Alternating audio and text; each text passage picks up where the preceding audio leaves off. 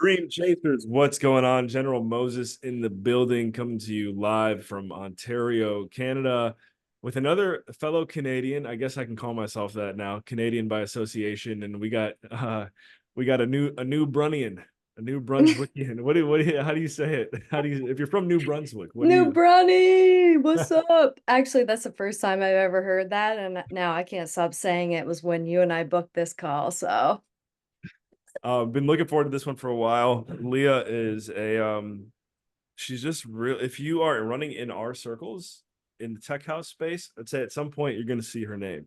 It's the best way I can describe it. She's really good at what she does when it comes to Instagram, getting her personal brand out there. I'm going to give her a hard time for not having any, as far as I know, any records out yet, even though we know each other through the Tool Room Academy. She's got to be the most famous person in the Tool Room circles that doesn't have a song out yet. So, anyways, um, you're a great connector, and I know you DJ, and seems like you do some variations of podcasting here and there. So yeah, could you just tell our audience here today a little bit about your story, your background, and how you ended up in the tool room circles? yeah, for sure. It's actually quite a shift to be on the other side of this.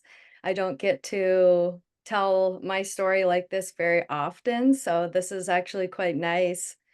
Um, I need the hard time about not having music out. I uh I deal with like crippling fear around writing music, and I'm really great with people and public speaking and like doing other things, but when it comes to sitting down and writing music, that is something that I'm like really actively working on. Um Plus, I mean, I could give 100 excuses, but I do find it hard sometimes like not having a like a local kind of community, but I guess with technology, there's really no excuse because I could be like, "Hey, do you wanna do a sesh? Like, do you wanna write?" And I'll write, and but I like in-person stuff. So, to answer your question, how I got involved with Tool Room was at BPM, um, in 2015? Wow. Yeah, I I do a lot of very simple networking on Instagram, and that's how I've met so many people, and I just started chatting with somebody at Tool Room and said I was heading to Mexico. They were super lovely, put me on the guest list. I had an awesome night, met everybody, and still have some really great friends at the label from that, and I was actually speaking with Matt Smallwood. Um, it was actually just over a year ago about getting back into DJing. I took about 5 years off to get sober. Wow. Wow. Yeah. And I was actually living in Malta. I did a study abroad, like exchange in Malta. Techno is huge Okay, there. actually, I have to say this. If you did that in Malta, I've seen your interactions with our homie Jewel Kid. Did you meet him there? Yes. Yeah, okay. And the Maltese, well, he's been dropping a lot of fire lately. We'll get Yeah. you, and you know what? We'll have. I let told him we got to get him on the show sometime. But that's cool. So how long were you in Malta, and when was that? So I decided to go to university for the first time ever in the pandemic. I was super bored and didn't really know what was going on. So I decided to move back to my hometown in New Brunswick, go to St. Thomas University. And in that, I've always wanted to travel the world. It's always been a huge goal of mine. And when the restrictions started lifting with COVID, I applied for an exchange program and got it. Never really knew what Malta was before going there.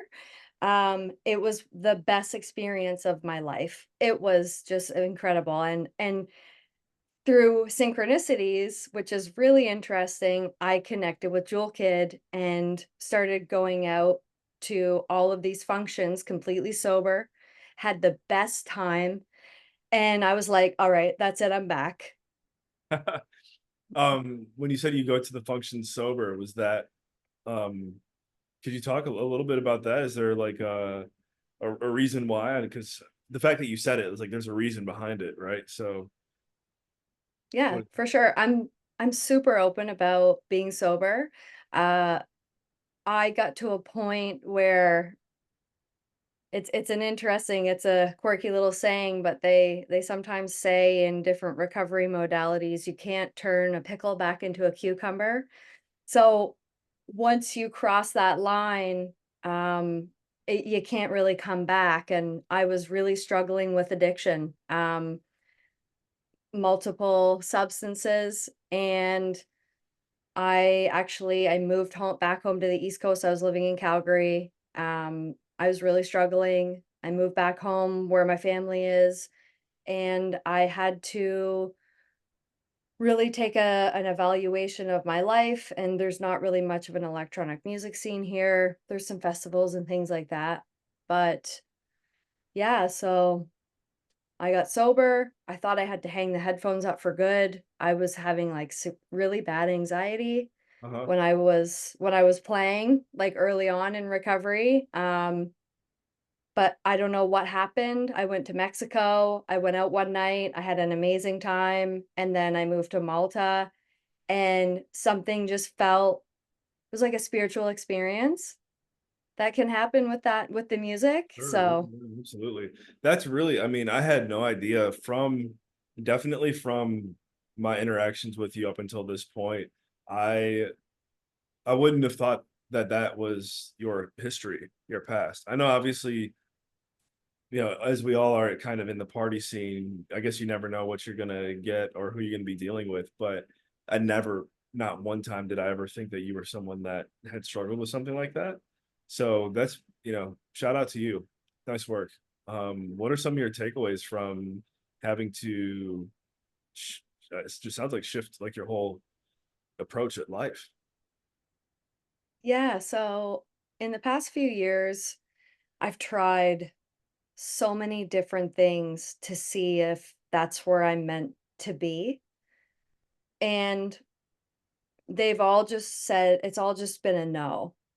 And then all this exchange program happened. I'm just loving all these connections are flowing and happening so naturally that it's like, okay, this feels like it's the right thing. I also want to work in the music industry and help people who might be experiencing similar things that I did. I would love to be able to help women, people that are dealing with mental health and addictions, and also to be able to kind of prove those stigmas in the industry wrong, that it's all about the drugs and the partying scene and aspect of it, when it can actually be incredibly healing on the complete other side of that. Sure. So, Yeah, I like Mark Knight did an interview recently with a guy named Mark Thurston, and I did a little snippet on the show actually on that interview, and I highly recommend everyone. Uh, Courtney, on the show notes, if you could link to that interview that Mark did. I just think, did you see that one by chance? That was a really good interview. If not, I'll send it to you. But yeah, Mark, send it to me. I might have seen it. he did well, he just talked about this aspect of the business, and also how there's this stigma that once you cross whatever age, 35, 40, 50, whatever, like there's a certain age where it's no longer cool to like do this stuff. And Mark's like, we need to change that. Like you don't have to be out just like being insane until 3 a.m. Like you could still do a day party at age 60 and get down and get funky. And I'm like, I just like that he's like, we need to change that stigma because I mean, I don't know, I'm sure you can relate, Lee. Like, especially even sober, like whatever, there's a certain vibe that like just when you're at a club with the music, at a party, day party, pool party, snow party, whatever, like that's something that there's nothing else like it. And for us to now be in a position where we can be the ones like bringing that energy to people through DJing, through music, like for me this is a first. Like I'm 33 now, I've never even been this close to the turntables my whole life until now, so like I'm excited about it. But it's just one of those things where it's like there should really never be a reason for that to go away unless you decide like you just don't want to do it. I know you feel me on that. What are your thoughts on that? Hey, there's this weird social stigma that we need to get super serious when we become adults and once we hit a certain age. And like, look around, like, people are unhappy because we feel like we can't go have fun anymore once we hit a certain point in our lives. We need to go out, we need to do this, and this in order to be happy, and I'm just like, I'm not signing up for that. I tried to fit into that mold and I was miserable. Like, I love getting in the middle of the dance floor with my friends and just moving my body. It's somatic healing. It's like we used to speak through dancing before like we had vocal cords. It's for me, it's like nothing else. I'm not signing up to that anymore. Yeah, I wanna talk to you about something that I know deep down, I think you know it's your calling at some point to sign up for it, which is production, which is creating music. And I mean, I was thinking about this before the interview. I'm like, if Leah gives me the thumbs up, I might even find a cool soundbite that we get from this interview and use that in a record just to get you on Spotify somewhere, because it's just so evident to me from watching how you've interacted with the entire tool room circle, and I'm sure people even beyond it that I'm not aware of. You really are passionate and destined for to have success in this industry. So, yeah, I mean, what are your thoughts on just being an artist? I'm trying not to cry after that. That meant a lot. Thank you. I really appreciate that because I love this. And I was thinking about this driving earlier. I was like, it's actually a little bit terrifying how much I love this because I've never felt like this before. So I really have to tap into that. And yeah, like let's talk about doing something for sure. To answer your question about being an artist, I look at my family. My dad was a guitar player. He was also a visual artist. Has produced music. I grew up with it and around it, and I look further on and there's so many artists in different ways, but also I did have you ever heard of the artist's way? I don't know. I'm not familiar. Okay. Uh, So it's like a workbook type thing to help you get through those creative blocks and those artist fears. Oh, And cool. it really like drives home that we're all artists, but at some point in our journey in our life, like I said before, there's that need to be too serious and we're taking life way too serious and we're not tapping into art, whether it's even just the way we dress or, how we show up. It's all art. Everything is art, even the way we speak. So true. I heard a quote once. I might butcher it here too. I want to say Myron Golden said it, but it's something about like everyone's goal in life, whether we realize it or not. The true fulfillment is to live in our creative space and make the world a better place. Say it again, live in our creative space, guys, and make the world a better place. It is all of our calling. I do believe that, to your point. And as someone who, I grew up in what many people would consider as like more of like a strict Christian household. So as someone who like grew up in a religious environment, I refer to God just because I think God is like the most simple way to put it. But like in the Bible, we're like taught, that we were all created in the image of God. Well, what is God? God is a creator. The universe is a creative source. We all come from a creative source, and therefore we are creative too. And I firmly believe that. I'm learning that more and more every day. To hear you say it, I hope that there's just at least one person listening right now that also needed to hear that, because it's such a crucial reminder to just to remember every day we are here to create, and you and we're creating art right now, like just with this We are. interview. Yep. So speaking of your art creations, you don't just sit there, right? You have the show, you are a DJ still, like you know how to rock the turntables. I've at least seen it online. I look forward to the day I'll see it in person. Tell us about what you are doing, because that's still art, right? So tell us about your DJ journey, how people can like watch you in action, all that good stuff. Yeah, so I am working on some productions. So I've got that going. I have a radio show called Electronic Boutique, and the whole point of it really ties into our whole conversation is inclusion and diversity and creating a space here because where I live, there is not much of an electronic scene, and that sounds very vague, but for example, there's maybe one electronic music show in the city in every 6 weeks, and there's probably 25, anywhere from 25 to 80 people that show up. So I created this show so that I could consistently DJ. It's something I'd always wanted to do before I got sober, and I just could never show up for it. And to also connect and network globally with different artists because we don't have people coming through here all the time like happens in Toronto and other big hubs. So, and I've had my hand at interviewing as well. It's a lot of work. Oh yeah, yeah. I know. I've seen your scheduling link and all that stuff. Like you're also not a rookie at it. I know it's a whole other job. Yeah. Yeah. Yeah, for sure. So yeah, so I try to do guest mixes every week if I can. Um, what else have I got going on? I'm getting my hand into the industry side of things, so like career working in the industry. I'm actually community managing right now for Sam Feld. He uh he invited me Okay. on. Yeah. Nice. Yeah, yeah. Again, synchronicities, like, I Yeah. opened up for him in Calgary in 2015, reached out a few months Huge fan of ago. Calgary, by the way. That's cool. You live there. We lived there for about 6 months at one Oh, point. nice. I Yeah. miss it. I miss being in a bigger city where my needs are met. Mhm. Like, I'm also vegan.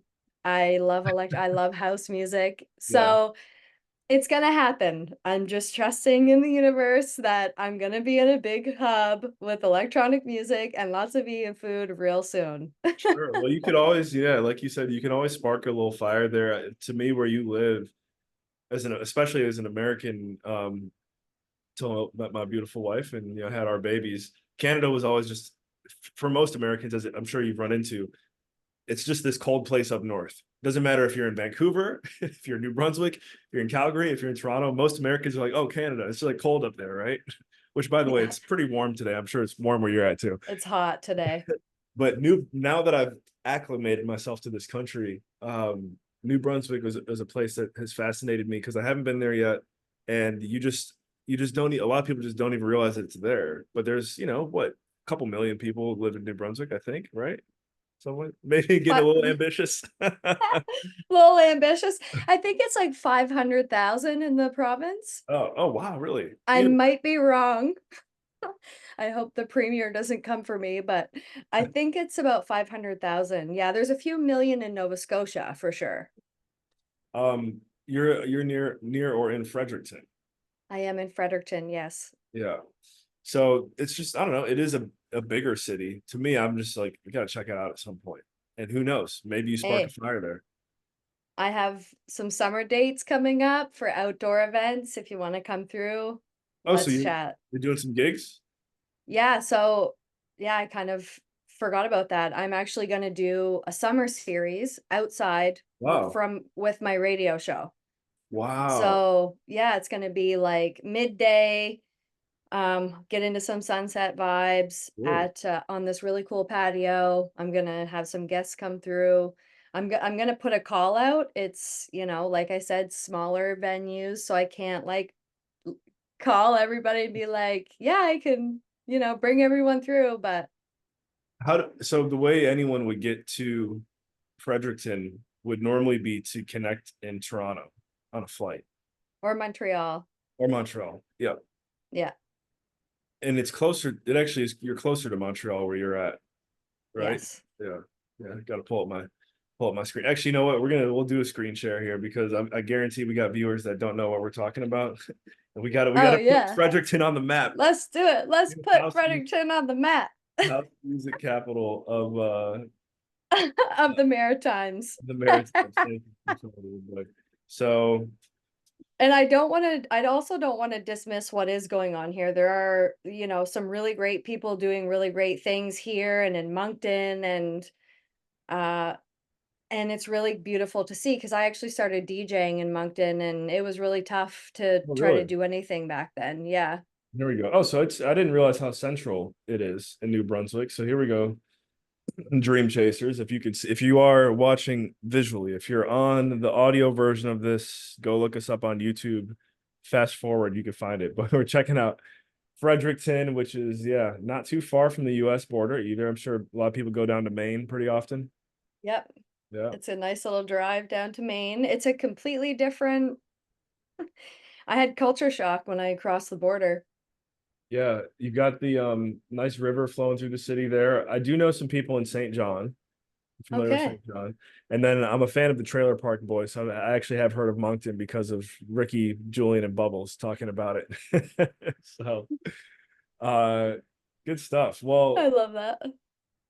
let's manifest some cool things here. Obviously, a record is in the works at some point. What would you like to see, happen this year? For you, as an artist, aside from maybe making a record or two, like what else is something you really want to achieve this year? I wanna travel. I am going to ADE, I've got that all booked, but I would love to play somewhere, on a bigger stage, come over to Toronto, something like that. I love traveling. It's one of my favorite hobbies. So, being able to play elsewhere would be really awesome. Okay. But yeah, releasing 2 tracks by the end of 2024 is it's on my vision board. Oh yeah. All right. Yeah. Cool. um I'm working on I don't know if I can leak it yet, but there's actually, I guess maybe two people from, wait, actually no, I guess technically I'm working with like six people from the academy on various records. So come on in. You already probably know half the people I'm working with from that WhatsApp chat that we have, but yeah. Let's do um it. Good stuff, Leah. Let's What do would you it. say, where can everybody go to check out your podcast, any of your music? Like what's the best place to follow up and get in touch with you?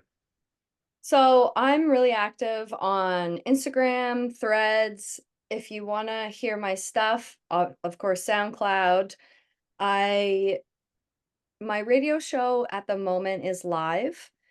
It's it's a lot of work at the moment to have it uploaded on the website of the radio station. I just haven't found the my flow and my time yet.